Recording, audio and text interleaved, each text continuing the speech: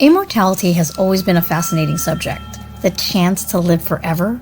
Is this a possibility in the future? Do we even want to live forever? At some point you run out of shit to do, right? And honestly, I don't think I have it in me to sit through another cargo pants trend. And while I do love the resurgence of platform shoes, by like 80 I think I'll be over those too. But is this something that's going to happen in the future, or is it already happening right now? With quantum immortality, theory suggests that we are immortal and we've already lived many parallel lives. By the way, before we jump into the rabbit hole together, if you're like me and into paranormal topics like quantum immortality, UFOs, hauntings, mysterious disappearances, conspiracy theories, and more, make sure to join me here every week as I deep dive strange topics you've always wanted to know more about, delivered to you like an overly caffeinated best friend who didn't get enough sleep. Subscribe and hit the notifications so you don't miss out on the latest episode. So remember all those times where you've thought of the best comeback to an argument an hour later? Well, technically, with quantum immortality, in another parallel universe, you did say that comeback and walked away like a boss. If you're like me, this concept can hurt your brain a little bit, so hold my hand as I try to break it down for you and me. First, let's start with the concept of quantum immortality. It's a theory that suggests that you can never truly die because your consciousness will always continue to exist in a parallel universe. The idea is that whenever you're in a life-threatening situation, your consciousness splits into multiple parallel universes. In some of those parallel universes, you may die, but your consciousness will continue to exist in the universe where you don't die. One of the questions I was asked on TikTok when I presented this theory was not remembering a death. And really, this was the best way I could explain it. Yeah, I'm going to try and explain this on my cool llama stick-it note. Okay, so you wouldn't remember a death because, okay, let's just say I'm going to Vegas, all right? Las Vegas, Nevada. So I'm going to Las Vegas, Nevada. But in this timeline, I decide to stop by the gas station, okay? I stop by the gas station. This timeline, I keep going. I don't stop by the gas station. And then as I keep driving to Vegas, I get into a car accident. Well, my consciousness now will jump over to the timeline where I make it. So you don't remember dying, you remember, oh God, we almost missed that truck. And you keep going to Vegas. And then on the way back, maybe you decide, I'm going to stop by a gas station. And you're like, wait a minute, feels like I've been to this gas station before, but I haven't. Why am I getting deja vu? Because you have been to that gas station before in this timeline. And so some of that memory carries on to this memory and molds in with your current consciousness. And I hope that makes sense. Now, quantum immortality theory may sound far-fetched, but it's actually rooted in the principles of quantum mechanics. According to quantum mechanics, particles can exist in multiple states at the same time, which is known as superposition. This means that the outcome of any particular event is uncertain until it is observed. This is where the idea of parallel worlds comes in. The theory of parallel worlds suggests that every time there's a quantum measurement, a new universe is created where all possible outcomes exist. This means that every possible outcome of an event exists in a parallel universe. For example, if you were to flip a coin in one universe, it would land heads up, and in another, it would land tails up. So in theory, there would be a universe where the coin landed heads up and you didn't die, and another universe where the coin landed tails up and you did die. Now let's talk about the concept of quantum immortality in more detail. If you're in a life-threatening situation and your consciousness splits into multiple parallel universes, you'll only experience the universe where you don't die. So for example, if you were in a car crash, your consciousness would be split into multiple parallel universes. And in some of those universes, you may die. However, you would only be aware of the universes where you survive. So, in theory, you would always survive in your own subjective reality because your consciousness would only exist in the universes where you survived. This idea has led to the concept of quantum immortality, which suggests that you can never truly die because your consciousness will always continue to exist in the universe that you survived. So to help myself understand this, I think of radio stations and that your parallel lives are all these different radio stations. I think you not only switch to a radio station in death or another parallel universe in death, I think you can switch to a radio station depending on what you tune into. So for example, there's the Oompa Loompa station where I play songs like Yes, I Will Have Another Chalupa, or Please Add Extra Nacho Cheese on My Fries. There's also the opposite radio station called No, I'm Fine with Water and Cauliflower Rice, thanks.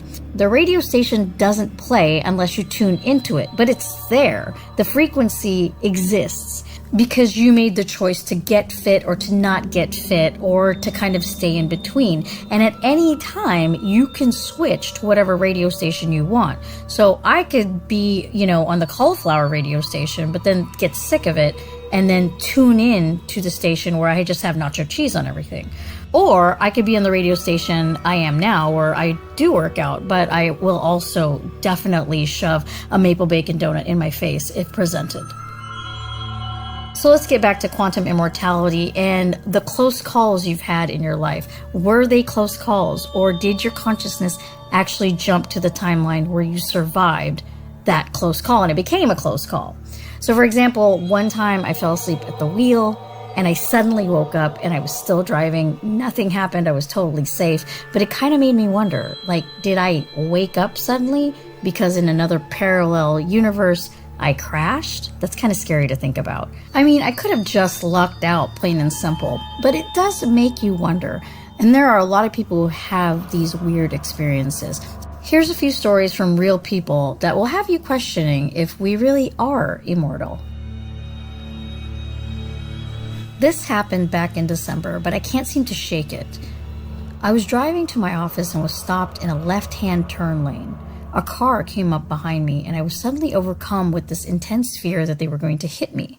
It was a cold fear unlike anything I have ever experienced. The car behind me came to a gentle stop a couple yards behind me as I watched in the rearview mirror. Suddenly, I felt an intense jolt through my body, so much so that I felt the car move when I did. I checked to see if the car was in the same spot. The light turned green, and just before I took my foot off the brake, I felt an excruciating pain in my neck and head that made me feel dizzy and sick. There was an overwhelming smell and taste of gasoline. I tried to get my bearings, and the car behind me lightly honked to make me move. Still in pain and with a taste and smell of gasoline, I rolled down my window as I slowly moved through the intersection. I gave an apologetic wave to the driver behind me, who returned the gesture, and I immediately turned into my office parking lot. I sat there trembling, trying to shake what had happened. The smell and taste finally dissipated. The pain slowly eased from my neck and head, but I was still very shaken up. I was weepy all day. I felt very strange in my body, kept imagining my family receiving news of me in a fatal car accident, and I was pretty afraid to get back in my car at the end of my workday. While talking to my fiance about what happened, I tried to find a reasonable explanation. I am a mental health professional. That involved a stress-induced trauma response from a bad accident a while back, or a simple panic attack.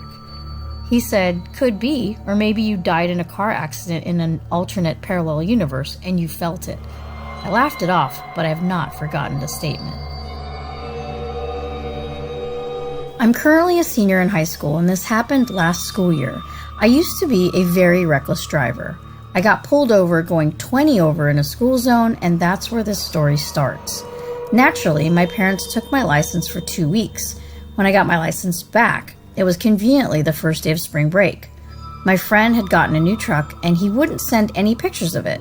He said we needed to see it in person. Now, me and this friend live about a half hour from the rest of our friend group, so I said I was going to drive to his house and see his new truck, which I did. Now, it should be noted that we live in the country, so we take a lot of back roads to get to places, and those back roads have a lot of loose gravel and dirt. I hopped in my car, put on some music on my Bluetooth, and I distinctly remember turning on Sunday Morning Coming Down by Johnny Cash. So me, being stupid with the need for speed, I was flying, going 60 miles an hour down these back roads. I ended up trying to drift and kept messing up, and that's where what I remember doesn't align with what actually happened. Here's what I remember. I remember my car losing control and feeling the right side lift up. I proceeded to start rolling, and I felt the roof start to close in. I distinctly remember a few things from this moment. First of all, I remember putting my hands up, trying to push my roof off my head and screaming, "Oh shit," 3 times. I also remember not being able to see out of my windshields because of how cracked they were and the cloud of gravel dust my car had kicked up. And another thing I remember is hearing glass cracking and scraping in my back seat, but being too scared to look back because I had an eyes on the road mentality. Then I remember looking up and the roof caving in, and it went black. Then what happened after that, I cannot explain. My vision was blocked by what I can only describe as TV static. My ears were ringing bad, like I couldn't even think. Then the ringing got interrupted by radio static. After a few moments, the static dispersed, and I was extremely confused for a few reasons. Firstly, my car was upright and intact. I had just barely bumped a tree. The radio static was coming from my radio. My FM transmitter had somehow been removed from the cigarette lighter. I checked my phone and no music was playing. The music app wasn't even open. It was almost like I was switching through stations and couldn't find something to listen to. Well, luckily for me, there was a farmer in the field next to where I crashed, and he came and helped me, and here's what he said happened. I was barreling around this turn, going about 60, and my tire popped off after I started adrift, and I couldn't straighten and hit the tree. He said I was lucky because if I was off by even 6 inches, I would have rolled into the creek and died. A few hours after everything got settled, I finally got home, and I felt so different. I guess anyone would, but everything felt so unfamiliar, like I was in a stranger's house. I felt unsafe telling anyone I felt that way. I mean, the crash was 8 months ago, and I still get paranoid just typing it out. I've also noticed some things are different around the house that no one else thinks are different. For example, light switch placements are different than I remember. Also, the hot water and the cold water knobs are switched. It used to be cold on the left and hot on the right, but now it's the opposite. Thoughts on what happened would be greatly appreciated. Thanks again.